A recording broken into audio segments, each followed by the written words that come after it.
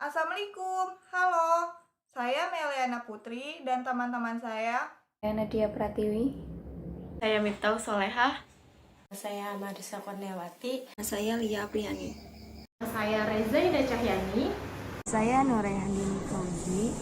Kami dari kelas 4B1 Pendidikan Matematika Fakultas Keguruan dan Ilmu Pendidikan Universitas Muhammadiyah Tangerang. Pada pertemuan kali ini kami akan membahas tentang bagaimana sih menganalisa laporan keuangan. Cara menganalisa laporan keuangan yaitu dengan menghitung rasio-rasio keuangan suatu perusahaan tersebut. Nah, kebetulan nih pada pertemuan kali ini kami akan membahas tentang apa sih rasio keuangan itu dan apa saja sih jenis-jenis rasio keuangan itu.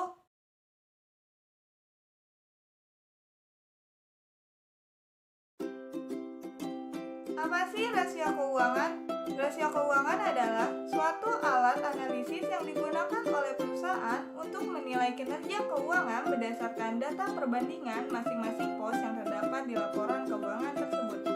Setelah kita membahas definisi rasio keuangan, sekarang kita masuk ke jenis-jenis rasio keuangan.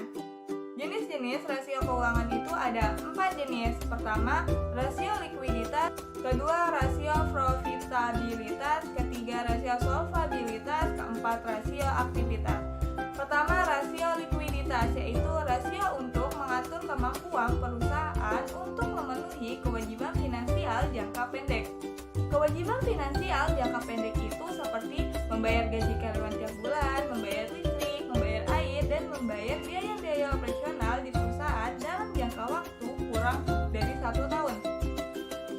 Ada beberapa rasio likuiditas yang sering digunakan untuk mengukurnya. Pertama, current ratio, kedua, cash ratio, ketiga, quick ratio. Pertama, current ratio, yaitu rasio untuk mengatur kemampuan perusahaan dalam membayar kewajiban finansial jangka pendek dengan menggunakan aktiva lancar. Rumus current ratio yaitu aktiva lancar dibagi hutang lancar dikali 100%. Pada current ratio, semakin tinggi rasio maka semakin baik perusahaan. Cash ratio, yaitu rasio untuk mengukur kemampuan perusahaan dalam membayar kewajiban finansial jangka pendek dengan menggunakan kas yang tersedia dan berikut surat berharga atau efek jangka pendek. Kemudian rumus untuk menghitung cash ratio yaitu kas ditambah efek dibagi hutang lancar dikali 100%. Selanjutnya, quick ratio atau acid test ratio. Rasio untuk mengukur kemampuan perusahaan dalam membayar kewajiban finansial jangka pendek dengan menggunakan aktiva lancar yang lebih liquid atau liquid asset. Rumus untuk menghitung quick ratio ini yaitu kas ditambah efek ditambah piutang dibagi hutang lancar kali 100%. Setelah rasio likuiditas, ada rasio profitabilitas atau rentabilitas, yaitu rasio untuk mengukur seberapa besar kemampuan perusahaan memperoleh laba dalam hubungannya dengan nilai penjualan, aktiva, dan modal sendiri. Rasio profitabilitas ini ada beberapa jenis yang akan dijelaskan oleh teman saya selanjutnya. Jenis profitability yang pertama ada gross profit margin. Gross profit margin adalah rasio untuk mengukur kemampuan perusahaan dalam mendapatkan laba kotor dari penjualan. Untuk mencari rumus gross profit margin adalah penjual neto dikurang HPP dibagi penjual neto dikali 100%. Kedua, operating income ratio. Operating income ratio adalah rasio untuk mengukur kemampuan perusahaan dalam mendapatkan laba operasi sebelum bunga dan pajak dari penjualan. Untuk mencari rumus operating income ratio adalah penjual neto dikurang HPP dikurang biaya administrasi dan umum atau EBIT dibagi penjual neto dikali 100%. Ketiga, ada net profit margin. Net profit margin adalah rasio untuk mengukur kemampuan perusahaan dalam mendapatkan laba bersih dari penjualan. Untuk mencari rumus profit margin adalah laba bersih setelah pajak dibagi penjual neto dikali 100%. Yang keempat ada earning power of total investment. Rasio untuk mengukur kemampuan perusahaan dalam mengelola modal yang dimiliki yang diinvestasikan dalam keseluruhan aktivitas untuk menghasilkan keuntungan bagi investor dan pemegang saham. Untuk mencari rumus earning power of total investment adalah EBIT dibagi jumlah aktivitas dikali 100%. Rate of return investment atau ROI. Di sini rasionya untuk mengukur kemampuan yang diinvestasikan dalam keseluruhan aktiva untuk menghasilkan pendapatan bersih. Selanjutnya ada return of equity atau ROI. Di sini rasionya untuk mengukur kemampuan equity untuk mendapatkan pendapatan bersih. Selanjutnya ada rate of return on net worth. Di sini rasionya untuk mengukur kemampuan modal sendiri diinvestasikan dalam menghasilkan pendapatan bagi pemegang saham. Yang selanjutnya ada rasio solvabilitas, yang dimana rasio ini mengukur seberapa besar kemampuan perusahaan memenuhi semua kewajibannya dalam finansial jangka panjang.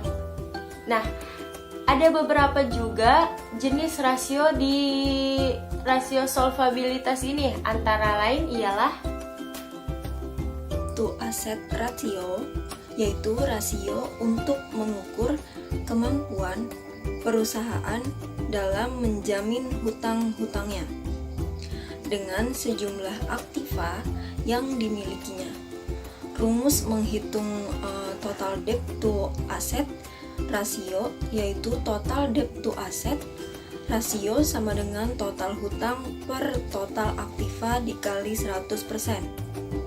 Total debt to equity ratio, yaitu rasio untuk mengukur seberapa besar perusahaan dibiayai oleh pihak kreditur dibandingkan dengan equity.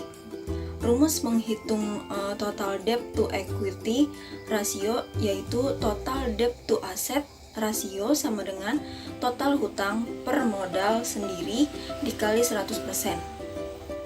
Semakin tinggi nilai presentase rasio solvabilitas, ini adalah semakin buruk kemampuan perusahaan untuk membayar kewajiban jangka panjangnya.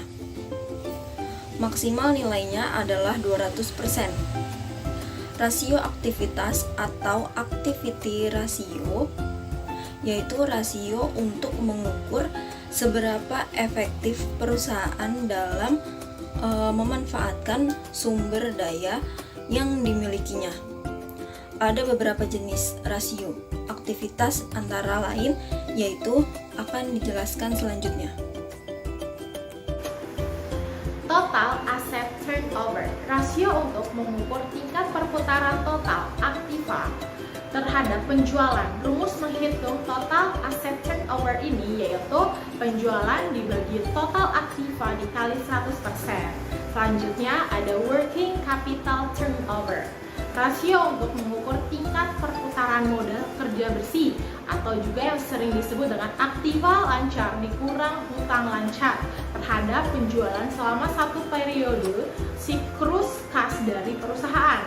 Rumus untuk menghitung working capital turnover ini yaitu penjualan dibagi modal kerja bersih dikali 100%. Asset turnover, rasio untuk mengukur perbandingan antara aktiva tetap yang dimiliki terhadap penjualan. Rasio ini berfungsi untuk mengevaluasi seberapa besar tingkat kemampuan perusahaan dalam memanfaatkan aktiva tetap yang dimiliki secara efisien dalam meningkatkan pendapatan. Nah, di sini ada rumus fixed asset turnover, yaitu penjualan dibagi aktiva tetap dikali 100%.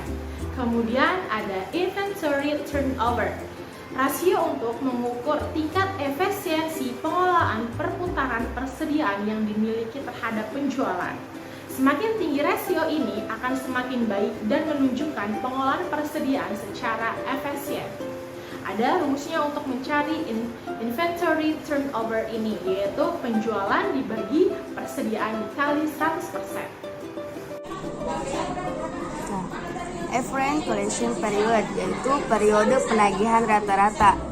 Untuk mencari rumusnya, yaitu hari dalam setahun dibagi dengan rasio perputaran piutang. Nah, untuk mencari rasio perputaran piutang, kita menggunakan rumus penjualan kredit bersih dibagi dengan piutang rata-rata. Contohnya, penjualan kredit bersih kita yaitu 1 juta rupiah dibagi dengan piutang rata-ratanya 100.000, maka 1 juta rupiah dibagi 100.000 sama dengan 10 kali. Dan untuk mencari periode penagihan rata-rata, tadi yaitu hari dalam setahun, yaitu 360 hari dibagi dengan 10 kali, yaitu yang hasilnya itu 36,5 hari. Untuk kesimpulannya, kenapa kita mempelajari atau menganalisis rasio keuangan? Bertujuan agar kita dapat menilai atau gambaran tentang baik buruknya keadaan keuangan suatu perusahaan pada saat dianalisis. Terima kasih.